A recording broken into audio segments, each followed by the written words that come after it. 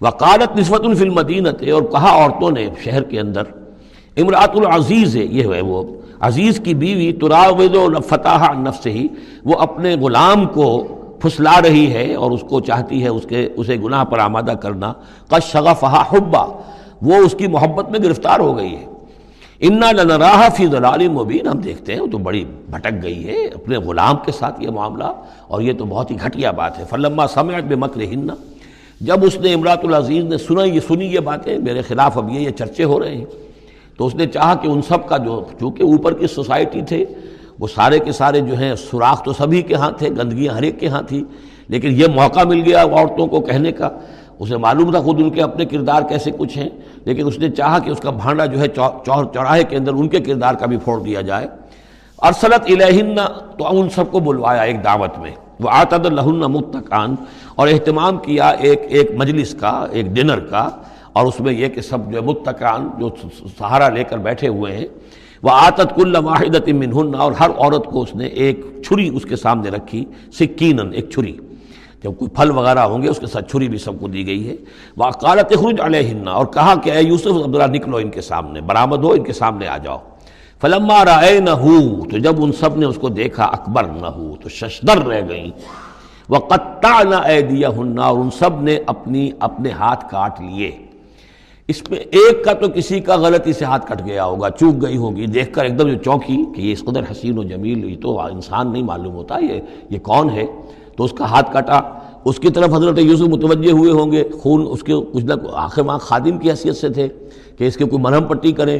تو ہر ایک نے یہ چاہا کہ یہ التفات اس کا میری طرف بھی ہو، تو سب نے اپنی انگلیاں کاٹی۔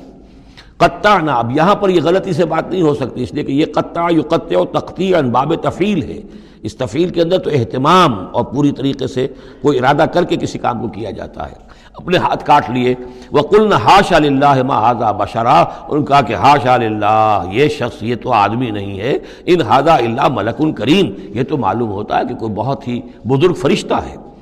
قالت فَذَلِكُنَّ الَّذِي لُمْتُنَّنِي فِيهِ، تو اس نے کہا یہ ہے وہ جس کے بارے میں تم مجھے ملامت کر رہی تھی اور مجھ پر جو ہے تم تان کر رہی تھی۔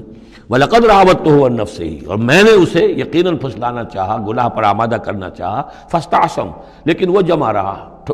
وہ قائم رہا، وہ مستقیم رہا، اس نے اپنی عفت اور عزت کی حفاظت کی۔ وَلَئِن لَّمْ يَفْعَلْ مَا آمُرُهُ، اور اگر اس نے نہ کیا وہ جو میں اسے حکم دے رہی ہوں، لَيُسْجَنَنَّ، تو وہ لازماً قید میں پڑے گا، وَلَيَكُونَ مِنَ الصَّاغِرِينَ، اور یہ کہ بہت ہی چھوٹا ذلیل و خوار ہو کر رہے گا۔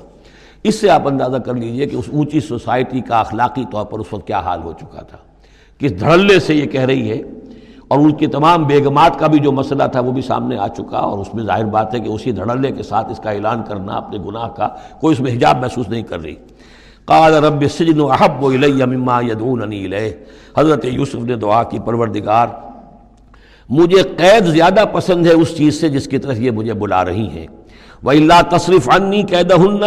اور اگر اے پروردگار تو نے مجھ سے دور نہ کر دیا ان کی چالوں کو، ان کی فریبوں کو، أَصْبُ إِلَيْهِنَّ، ہو سکتا ہے میں بھی ان کی طرف مائل ہو جاؤں، وَأَكُن مِّنَ الْجَاهِلِينَ، اور میں جاہلوں میں سے ہو جاؤں۔ فَاسْتَجَابَ لَهُ رَبُّهُ، تو اللہ تعالیٰ نے، اس کے رب نے اس کی دعا کو قبول کیا۔ فَصَرَفَ عَنْهُ كَيْدَهُنَّ،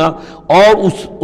ان سب کی عورتوں کی جو چالیں تھیں ان سے ان کو بچا لیا۔ انہ هو السمیع العلیم، یقیناً وہی ہے سننے والا اور جاننے والا۔ ثم بدا لهم من بعد ما رأوا الآیات، پھر یہ بات ان پر واضح ہو گئی، منکشف ہو گئی جب یہ ساری نشانیاں دیکھ لیں۔ لَيَسْجُنُنَّهُ حَتَّىٰ حِینٍ، کہ عافیت اسی میں ہے کہ کچھ عرصے کے لیے اسے جیل میں ڈال دیا جائے۔ پبلک سیفٹی کا معاملہ یہی ہے، مصلحت عامہ کا تقاضا یہی ہے، ہم اپنی عورتوں کو تو سنبھال کے نہیں رکھ سکتے، لیکن پبلک سیفٹی کے لیے اس کو جیل میں ڈال دینا چاہیے۔ بارک اللہ لی ولکم فی القرآن العظیم ونفعنی وإیاکم بالآیات والذکر الحکیم۔